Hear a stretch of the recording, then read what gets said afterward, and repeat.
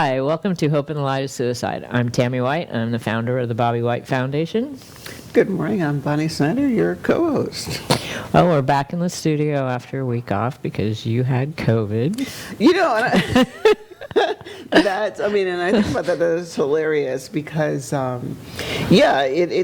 was interesting. It was one of those things where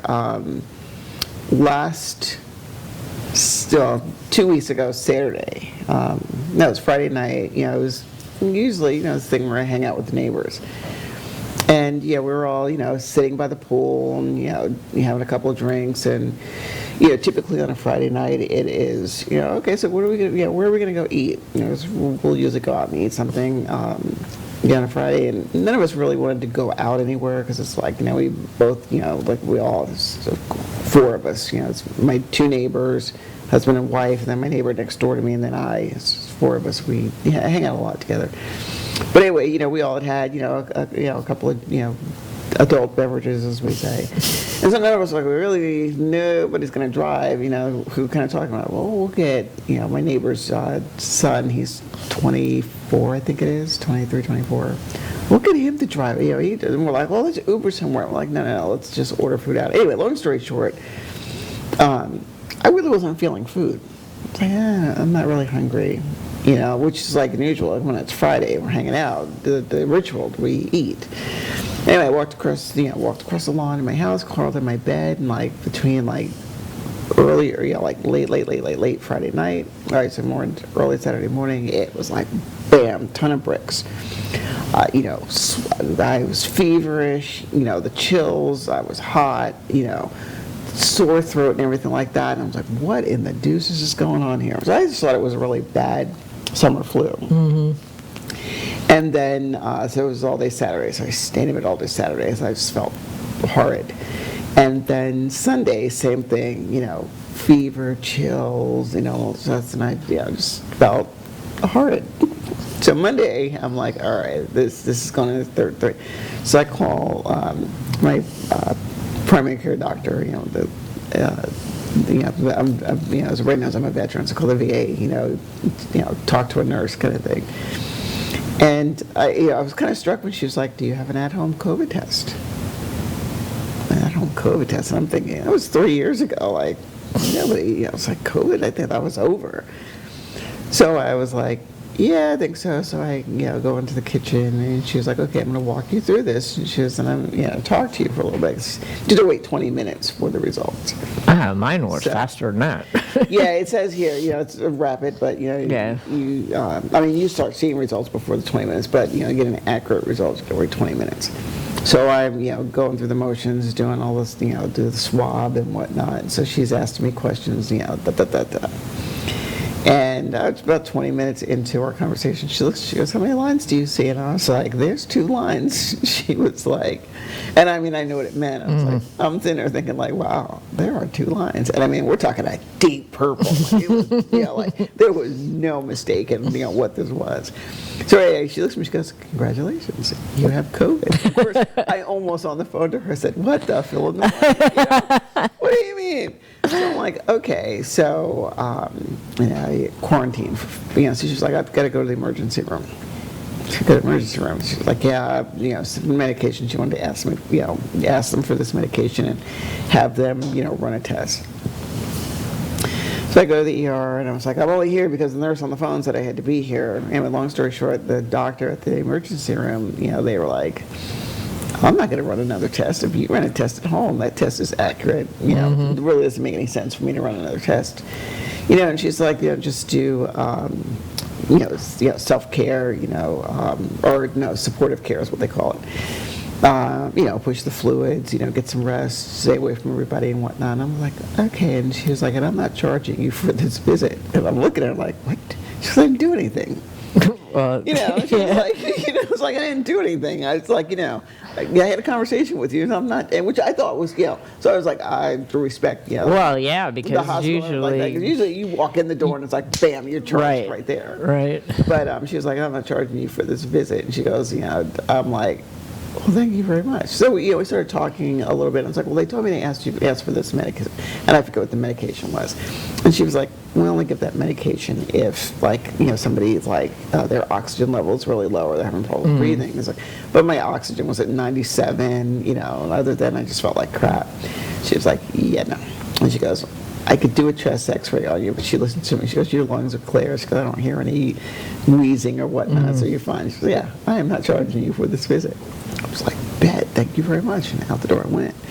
So anyway, I was surprised, not surprised by, I think it was like Wednesday, Thursday. I took another, test and it came up negative, but I just wasn't comfortable. Yeah. I wasn't comfortable coming, it's like, all right, yeah, even though this is negative, I don't know if I'm really comfortable about. Well, and yeah, we just have to be careful. Well, I mean, And, it was funny because, like, And I had no time to find a guest in that short period of time, which is fine. I don't mind having the day off every once in a while. But I thought it was cute because, John was like, it doesn't scare me, And I was like, Well, until it got closer to taping, and then it was like, we can't wait. yeah, because my thing was like, all right, well, this doesn't scare you. I said, well, it doesn't scare me. I mean, I'm over it, per se. But, long story short, I was not comfortable, even though it was negative and like that. I was not comfortable being in the studio. So. Well, and two, we have, we want to kind of go back to, to that point. To thank Area 52 Media Group, and specifically Cage is behind the technical part today. It's on the board today. And he didn't want to do it either. So no, I mean, when I got the text message that said, I don't think so. Cage said no, I was like, I have to admit, when I saw the text that said Cage said no, I was like, you go, Cage. Like, you tell him. Because, again, I wasn't comfortable. To me, it wasn't, I don't think it would have been fair to bring everybody in the studio for that. Well, we're just glad you're all better. Yes, me too. Glad you're all better. And again, we want to thank Area 52 Media Group because we wouldn't be here if it wasn't for them. And we need to thank our other sponsor too, DeLynn Gaston with the mortgage firm. She's always very supportive. She has been so supportive of me, even personally, from the very beginning. It's over 7 years now going back. Her and the whole family. So support the mortgage firm.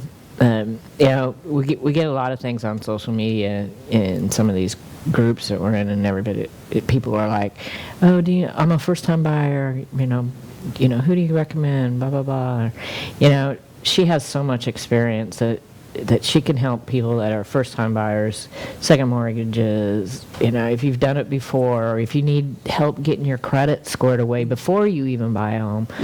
Because it's really important, especially these days, to have all that stuff in place prior to even going looking for a home. And she's the gal to help you out, and I always recommend. Oh yeah, and I think for me, when we look at people who who sponsor the show and whatnot, and her specifically, is she's more than just an agency per se supporting the show. I mean like I count her as amongst a very dear friend, and what I like about her business just ethics across the board, is how sweet it is. What I love about her is even if there's times where I would ask her a question, and if she doesn't know the answer, she's not afraid to say, you know what, let me get back to you on that one. And you must trust and believe she gets back to you. Yeah. So. And it's hard to believe she doesn't know the answer, but things change so much in her industry that I couldn't even imagine. But she is the gal, though. Yeah, there was something we were talking about one day after we were in a networking meeting together, and I was going through the stuff with my house, getting everything changed from my ex's name into mine, and something I said to her, and she was like.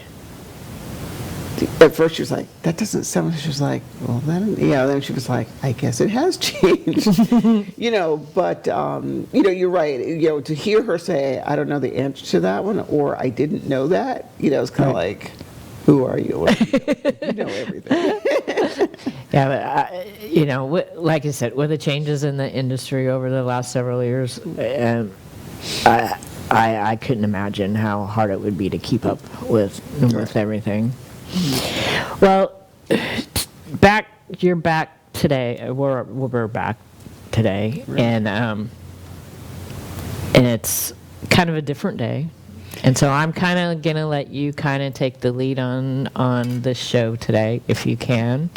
Well, I can't. I think you can. It's maybe a little difficult at times, but you did. I think I have to take the lead a lot, but no, interesting.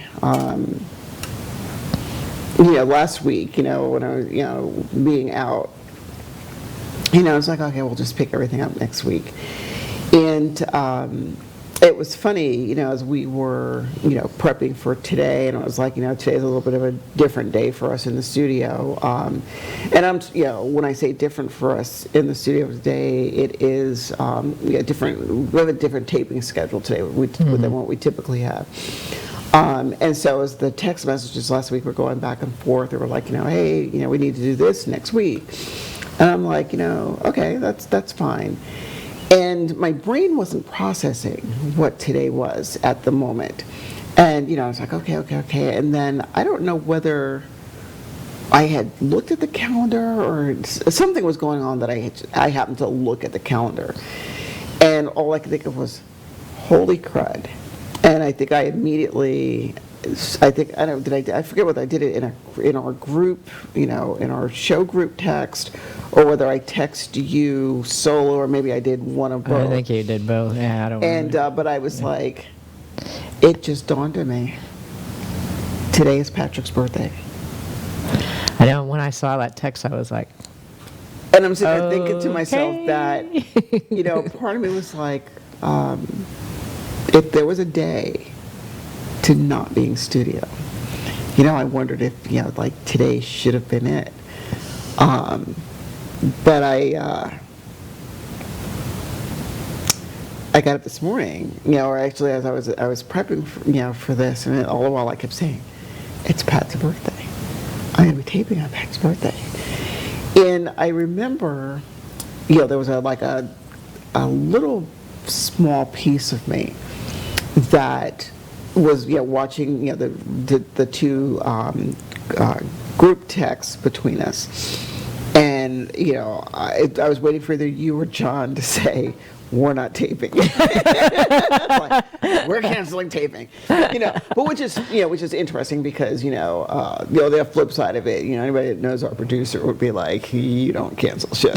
Like, we're not canceling shows. And of course, he's the only one that can cancel shows. Yeah, I know. So I was like, you can't cancel a show. And I was like, wait, didn't you cancel us? Did you cancel us last week? Yeah. But anyway, I mean, and I understand. There are times where shows do get canceled, or we do cancel taping. But at the same time, as I was like, let's not tape.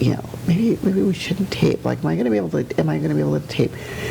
Because we sit back and we think about what we've talked about over the last 2 years. 2.5 years. Yeah, 2.5 years. Yeah. We were talking about the whole grief process and whatnot. And so when I woke up this morning, I posted something on my page. That was like, he would have been 37 today. And Kate, can we throw up that first picture, please, just for a minute? So I look at this, and this is like one of the, I want to say, not one of the last pictures that we took of him, but, looking at this picture right here, like, that is him. Like, that is his persona. Usually when you see him, it's those aviator shades and that hat. And I found the hat, thanks, Kate. I found that hat at Dillard's, and I don't know whether he had stopped by the store. I used to work at Dillard's. It's Daniel Cremu, and he was like, he was in the store, and he would say, "This hat is cool." And to listen to him talk, he was very 70-ish, 80-ish in his verbiage. He was like, "Man, this is cool." He would say things like, "Hey, see that cat over there?" And I was like, "What do you know about cool and cat and all those other things?" it's like, those how we talked in our age. But anyway, that was his, yeah, like I said, that was him, very laid back, very, very suave, very cool. Although some people would, say, I think I could say this on air, your son's an asshole. Okay, if I'm not supposed to say that, forgive me, I don't mean to offend anybody. And I was like, yes, he could be. However, a lot of people that would say, your son is an a-hole, would be like, what I said about him? It is not, and I looked at him and I said, no, it's not that, because we all have that tendency. It's not that he is. It is, he's very fierce in his beliefs. And, I used to comment that he was my fiercest protector. And, so as I'm waking up this morning, and my brain was processing what today is, and I typically, I jokingly tell people being in the mental health field is a double-edged sword. Because there was a time in my life, I mean even still now, that I kind of mastered this ability to what we call compartmentalize. And it's like, okay, you know what, I'm going to put all of the emotion and stuff into this little compartment, and I'm going to close the lid because I need to focus on, functioning, kind of thing. But I think about when, as we've, said, over and over, as we're reviewing, doing our book reviews and just talking in general, how grief is not linear and everything like that. But I'm looking at, okay, so what was I doing? And for some reason, my brain had said like 5 years. It's been on 5 years. I was like, wait a minute, where'd that extra year come from? It's been 4 years. It's actually 4 years, this year. And, but anyway, I was, I posted on, my social media page, you would have been 37 today, and, planning on, what today is, what we're going to do today, or, what's the plan. And without, because I was just like in the moment, I don't know so whether I allowed it or it just happened, but anyway, there was that allowance of, this flood of emotion. And I was like, and I'm like, okay, what's, I usually, not so much I have it together, but it's like, and then I'm telling myself, as I'm grappling between the guilt of, I'm being emotional, with the, all right, look, you're taping today. What do we say when we're here? It's okay to not be okay. It's okay. And I think about when, I'm doing my groups with, participants that are in the groups that I facilitate. Guys, it's okay to have emotions. It's okay to, let yourself feel what you're feeling. And so as I'm having this, and I refer to it as a mini meltdown, I'm looking at my phone and, I would say gotta love her. No, not gotta love her. I choose to love her with every fiber of my being. But Kira, she was like, love you. I'm here today if you need me. And, because I messaged back to her and I was like, love you too. And I was like, don't be surprised if you get a phone call from me later on.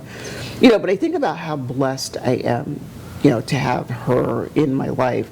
And the relationship that she and I have, the relationship that, even as a blended family, that we have. Because, when I think of, when you think of, former, sons and daughters-in-law, it's not that I ever had a former son-in-law, my daughter will ever get married. But, when I think of, in the case of Kira, she's, legally, my former daughter-in-law, and, she's remarried, people think like, oh, that's a former, do you really have a relationship with her? And I was like, no, yeah, I do. And even though, the guy she's married to now, his name is Nick, loved Nick to death. It's like, would I call Nick my son-in-law? No, not necessarily so. But I remember, the relationship I had with Nick, he was like, it's weird, and I was like, well, what's weird about this? Because I think, I know I'm going down a rabbit hole, but it was one of those things I was like, he didn't think I liked him. And I'm like, no, I never disliked you. Like, you used to be my, you and my son were best friends once, The friendship is a little different now. But he was like, it was just weird being married to your, a woman who was married to your son. And I was like, that's between y'all. And I think, in the grand scheme of things, Nick and Kira being together, that is the relationship that was supposed to be together. And I was like, people was like, how do you say that? I'm like, no, I mean, relationships happen, they don't work out, and then everybody ends up with who they're supposed to be with. And, Kira and Nick being together, that was, they were meant to be together. And I mean, that was a solid relationship, and I love them both. I think people just say that because that's not the typical, relationship. Usually that's more strained when there's, separations and divorces and everything else, instead of the way your family tends to, everybody blends in together and makes it work, And and that is true. But and you got the grandkids, so Yeah, there is that. But and I look at in terms of in-laws, like I'm we know I'm divorced, and what's funny is I have a tremendous loving relationship with my in-laws. No relationship. Zero with my ex, but with his family, we are still, like they still refer to me as their Right. sister or sister-in-law. Yeah, like we like you because you're you, not because you were married to him. Right. It's like, okay. Anyway, let me come out of that rabbit hole. But I, again, having people, come out with with the I'm here for you. We know today is going to be rough. I was talking to my daughter this morning. She's, told her job, June 16th, I ain't working this. Right. Don't even plan on me being here. It's just not happening. Right. And I talked to Carl. Actually, I was on the phone with Carl as I was walking into the studio. But, traditionally, we have, what do we do to celebrate him?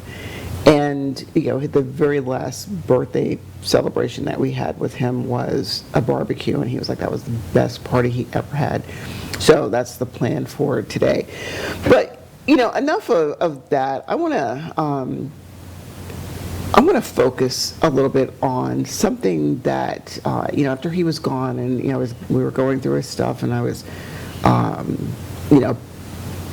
putting his service together, which no parent should have to. I mean, it's hard enough for anybody to put together a service for a loved one, but having to put together a service for people or for loved ones that were lost in the manner that we lost our respective loved ones, it's like, this is not something that I wanted to do. However, again, thank God my nephew was with me at the time and helped me put this together. Kate, can we get asset number 2, please? So I'm looking at this, and I found in Patrick's things where he was a prolific writer. And if you have a hard time seeing it just because of the coloring, but it says, life is nothing more than a series of moments. It's up to you to capture and do as much as you can with them. Let me start again. It's up to you to capture and do as much as you can with the few and far between good ones. That way, when a bad moment presents itself, you can call up your most recent good moment and stand secure in the fact that an opportunity for something good will come again. Now, glasses. When I saw this, I was like, I was always amazed on, how he wrote and some of the things that came out of his mind. Had you seen this prior to? No. Okay. This one I had not seen before. Like, I've seen his writings before. Like, he would write something and, he would bring it to me and like, hey, Mom, read this. Or, more to point, there were times when I would, be putting together like presentations for work or, stuff in general, and I'd be like, I need a good way to put this together. Like I need a good name. How do I want to say this? And I would look to him, Pat, help me with this, and I was like, because how his, where these thoughts came from was like, OMG. And I told myself, I was given a challenge. Now, mind you, I haven't, lived up to the challenge, or I haven't met the challenge, but not that I don't want to. It's just, I'm gonna look at it and say I typically drop the ball. But one of our prior guests, Rod Cunningham, gave me a challenge a year or so ago that said, so when's the book coming out? And I was like, book? And he was like, yeah, I challenge you, 6 months to have a book out. And I thought about it, and I was like, challenge accepted. But then it's never got myself. I was like, okay, I really need to start on this book. And I would have things in my head, and of course, when I'm in a car, and then these thoughts come up. But then when I get home, it's like, I remember what I said in the car, or I remember I said something in the car, but I can't remember what I said. Or I'll say something to somebody, and they'll be like, that was really neat. Can you say that again? And I was like, what did I just say? Where he was very skilled, gifted at pulling things, like this, just out of the air. But that one, I found to be one of the ones that I cherished the most. I took that particular picture. A good friend of his, I can't think what her real name is, Mahal, I think it is, or Mahal. We call her Ling Ling. But his good friend Ling, she actually made that picture. And so I took that picture and I blew it up into poster size, and I have that on my desk at work, as a poster in front. Because I think those words fit, what, not only the theme of this show, but just life in general. In that, there are times throughout life that we experience negative stuff. And all too often we tend to get stuck in the negative stuff. And not have the ability to move past it. And so as I'm reading this, it was like, I looked at that as, this, for us, when we like, that's a little hokey, that it shines its light on the hope and the realization that, yep, life sucks right now, but if I think to this good moment over here, you know what, this is going to pass. And I think, the other thing with that particular saying is, for me, it's, as his mom, but I would say more the mental health, the therapist side of me, looked at that, and it was like a glaring, like neon light of where he was, depressive was, with where the depression was. Because what he said is those few and far between good ones. And so I think when he wrote that particular poem, was during one of his dark times. But let me see the next essay, Kate. So this one, he was, I think with this one, he was getting ready for an interview. And I remember when he bought this outfit, he would went in and he would take a picture, and then he would come, out, and he had this thing where he would stroke his goatee, and he was like, "This is what's up. This is what's up." Or there was a, I don't think I would air it, just because there was, a couple of curse word in it. His thing was he was all about his bathrobes. I think I talked about this, these robes. And, but with his goatee, he was like, I just looked at my last Go Live feed, and this beard is crucial. I still need a cut, though. But this beard is right. And again, as I'm looking at him, and I would just have to shake my head. And, for someone who recognized and embraced his self-confidence, was like self-confidence way up here, but oftentimes self-esteem was way down here. And reconciling, the self-confidence and the fact that he recognized what a good person he was, what a decent human, especially when it came to relationships. Like he would tell me, Mom, he was like, I don't understand, like women would kill to be with a guy like me, and I'm sitting back, because I'm biased, as his mom. At the same time, I'm looking at this and I was like, if you weren't my son, how he approached relationships is like, I said, your son, you're right. You are the type of guy that I would want my daughter to date, I was like, no, he's not dating his sister. His dad was from Arkansas, not me. Oh, I said that. I'm sorry, folks. No disrespect. But seriously, because he, extremely loyal. And I asked him one time, if he would, be on the show. But the friend Rob, who, says, if it hadn't been Patrick, it would have been him. But Rob was talking about how there was a time when Rob had, and I have permission to share this. Rob is very, he shares, his own sobriety, addiction, / sobriety story.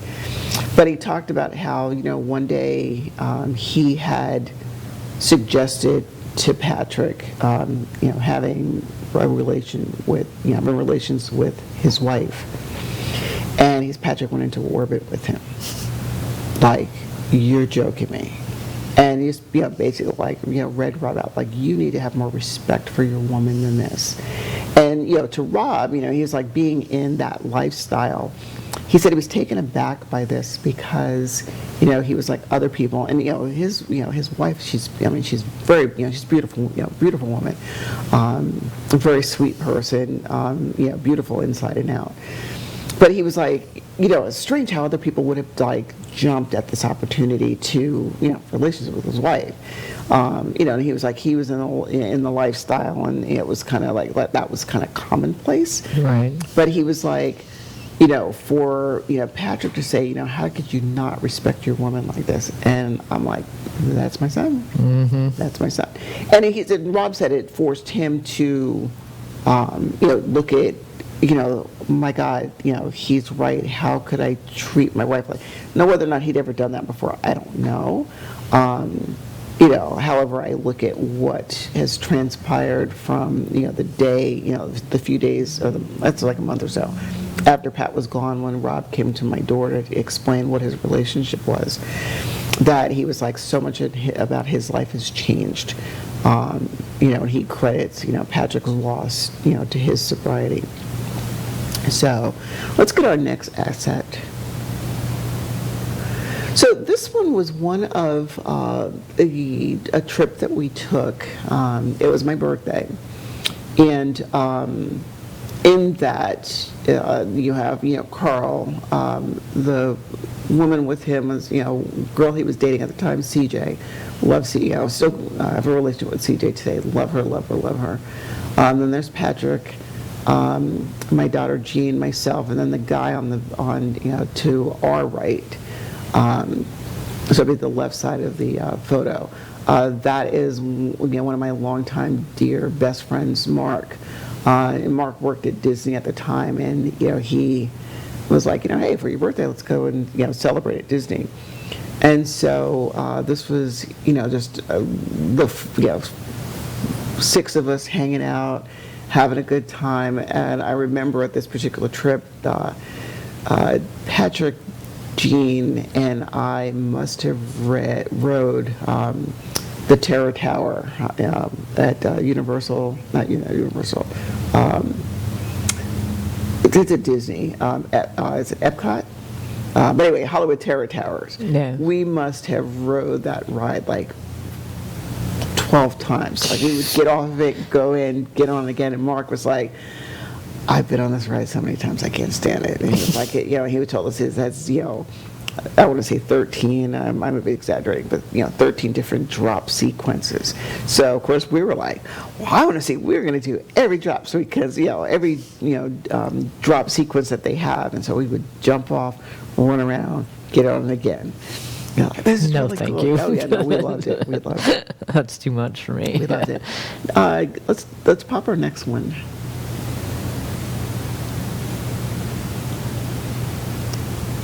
Somewhere in there is another picture. There it is. So this photo, I was stationed at Fort Riley. This was a picture of me and my little family. Patrick was probably like 6 months old, and as I'm taking this picture, I'm grinning, and I don't know if you could see, he has his thumbnail and he's digging it, and he's just little kid just like doing like this to my hand, and I'm like, okay. And at one point I have another picture where I was trying to sit him down for a second, and his thing was like, oh, no, Mom, I need to be on your lap. So this is one where I had him grinning, and after a while he was just not feeling pictures anymore. It's hard to get kids at that age. Yeah, too. no, he loved it. Let's do our next one. The family again a little bit The older. family getting a little older. Yeah, this one I want to say Patrick was about 5-ish in this picture, and right before we took this picture, or after we took this picture, we were going out to lunch, and there was a restaurant, it's Golden Corral, as a matter of fact. We would, the kids and I would go like, every other week. It's like, oh, let's go to lunch, let's go to Golden Corral. But there was a waitress, a server, her name was Paula, who called Patrick her husband. Patrick was her husband. At 5 years old. At 5 years old, that was her husband. Yes.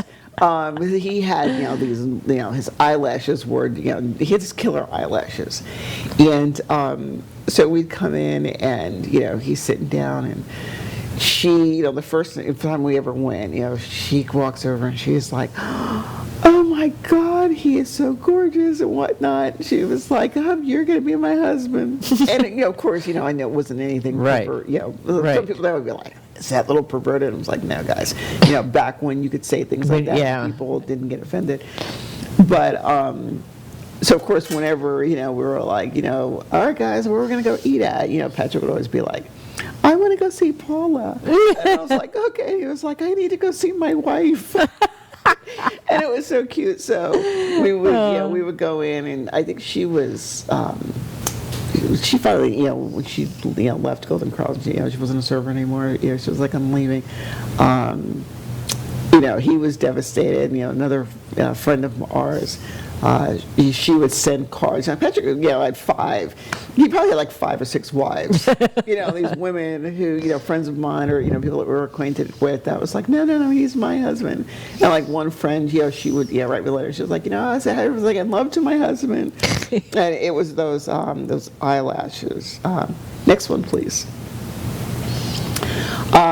So this is in my neighborhood right out. It's actually taken in my driveway. I forget what the occasion was, but Carl was visiting us at the time, and so you have Carl, and of course there's Patrick. The young lady sitting on the bumper is my niece Racine, and then my daughter, and like these 4 together.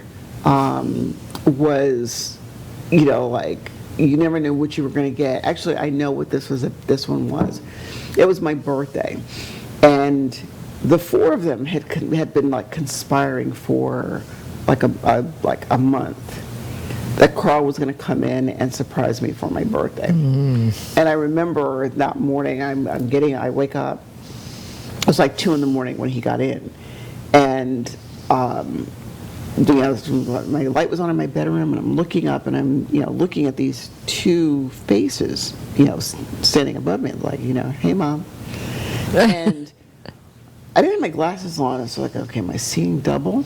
But, like, I was, in like kind of a dead sleep. Right. I'm waking up, and I'm like, what the heck? What do I see? Am I awake? And so what it was Carl, stop. I think I said something, and she thinks I'm talking to her. So it was like Carl was standing in front, and Pat was standing behind him. And, you know, to see the two boys together, they looked almost like twins. You know, I used to tell people, if you change their weight by 40 pounds, like add 40 to Patrick or take 40 off of Carl, my boys could almost be twins. But anyway, you know, I just hear Carl say, "Happy birthday, Mama." And, you know, like finally, you know, when the grog and the fog, you know, wore off, I was like, oh my gosh, you know, of course they're cracking up because the two main culprits actually, you know, the four of them, you know, the culprits in this, and, you know, Patrick had the job of getting Carl, you know, to the house. And I'm like, oh my goodness, like, oh my goodness, it's my kid. Next. This was Patrick's first comedy gig that he did. We were at Side Splitters in Tampa, where he was on stage for the first time. Oh, how cool. And I have that set, and, you know, that was his dream. He was funniest, funniest guy. Sense of humor was off the chain, and like I said, that was his first gig.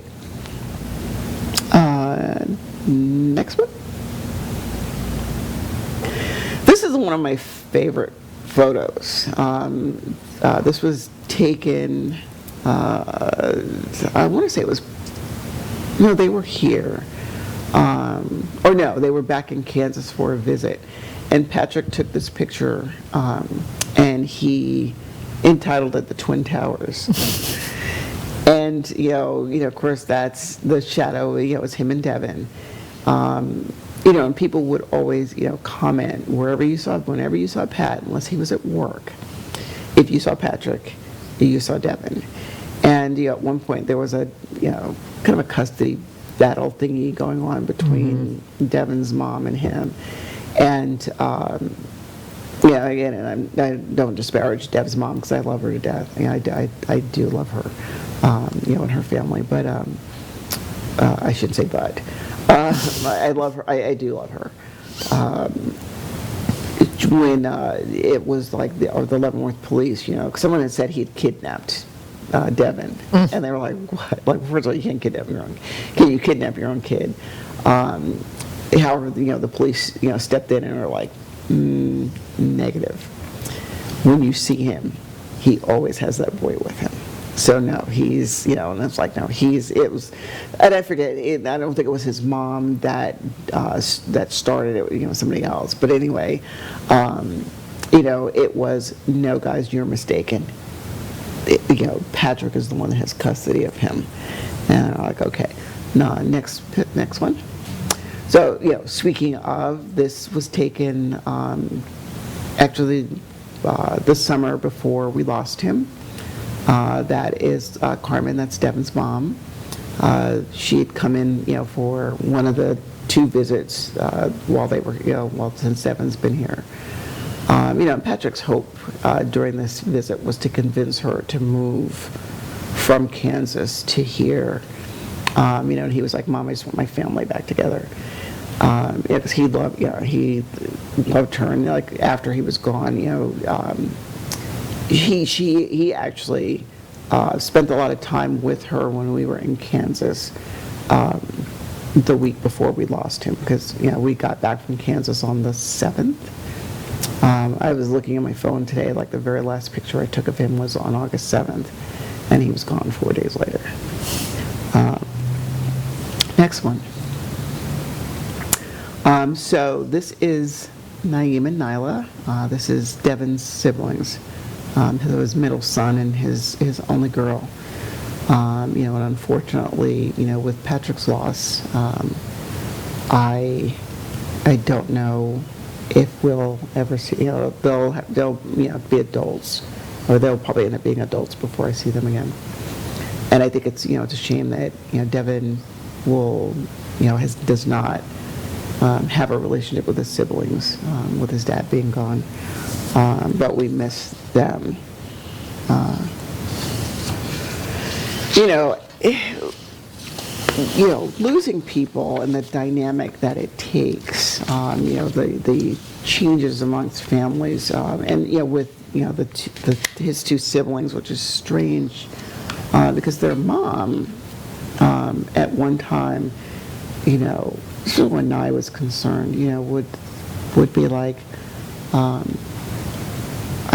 comfortable with the kids coming over if you're at home. And I was okay. And it was, that dynamic that, she and Pat had, and I understood, it's like, I tried not to get in the middle of it. But anyway, it was, if you're home,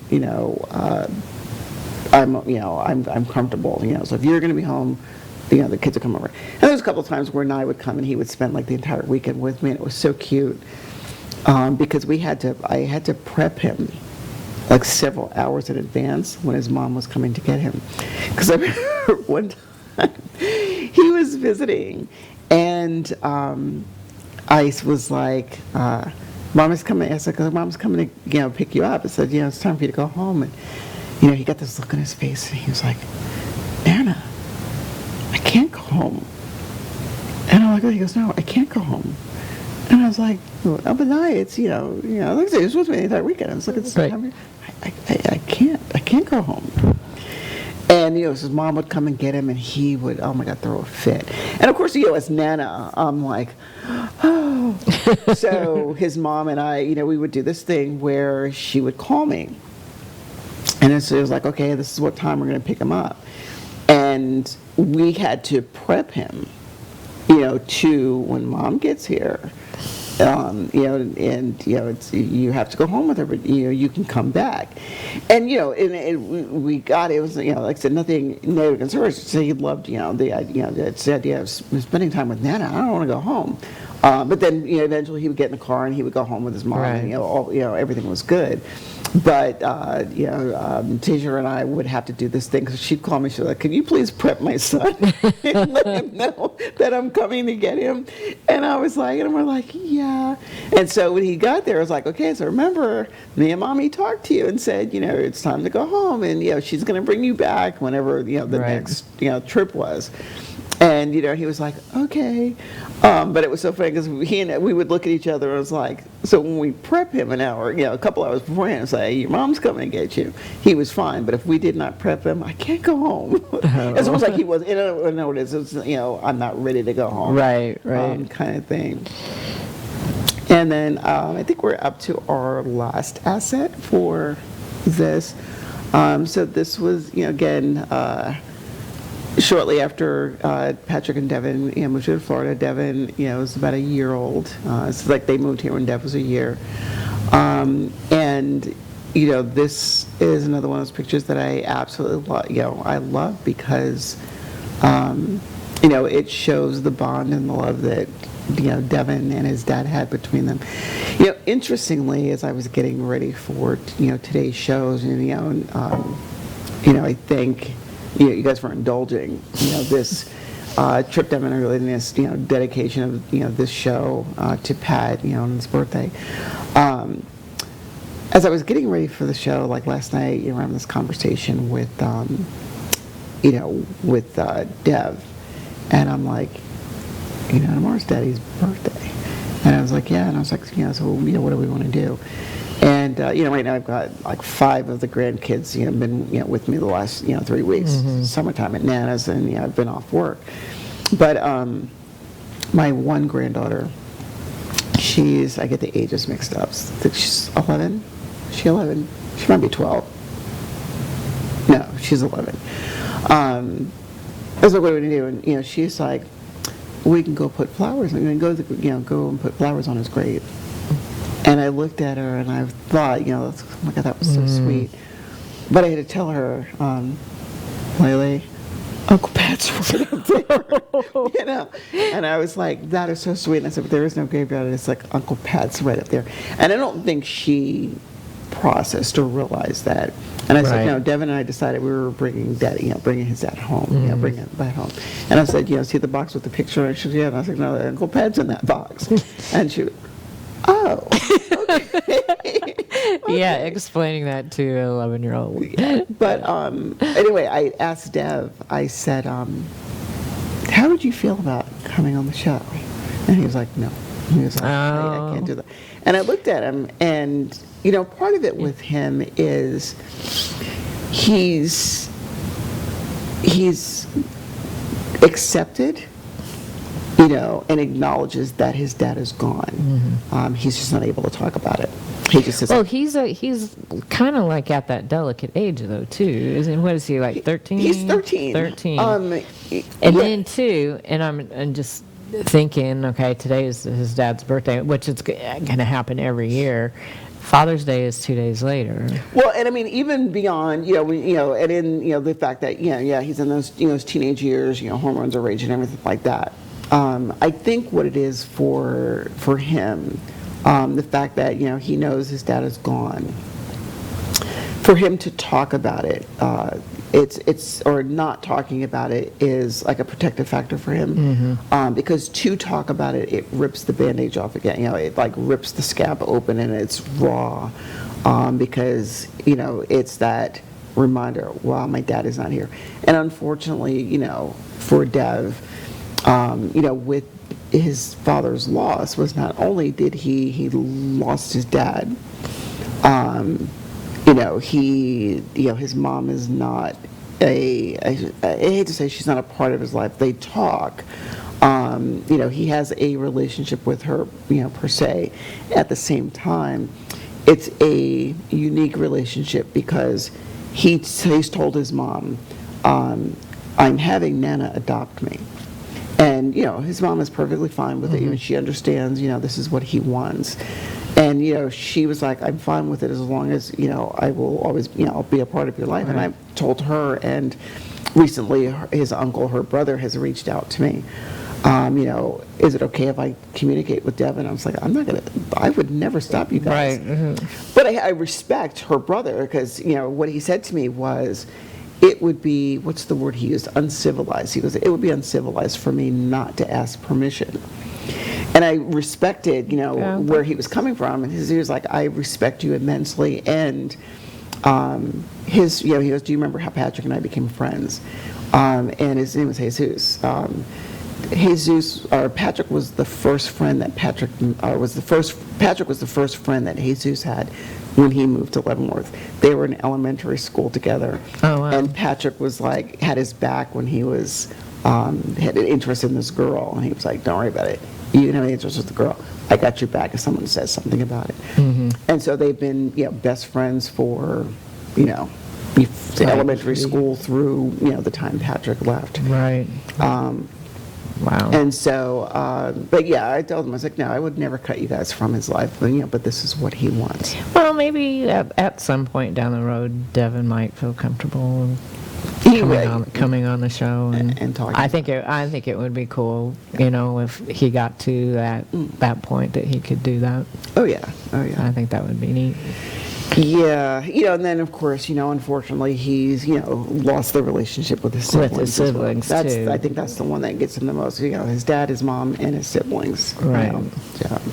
Well, fortunately for him, you guys have such a huge blended family that he's not out there alone. No. And that's, despite everything else, that is amazing. So let's go to our summer quote.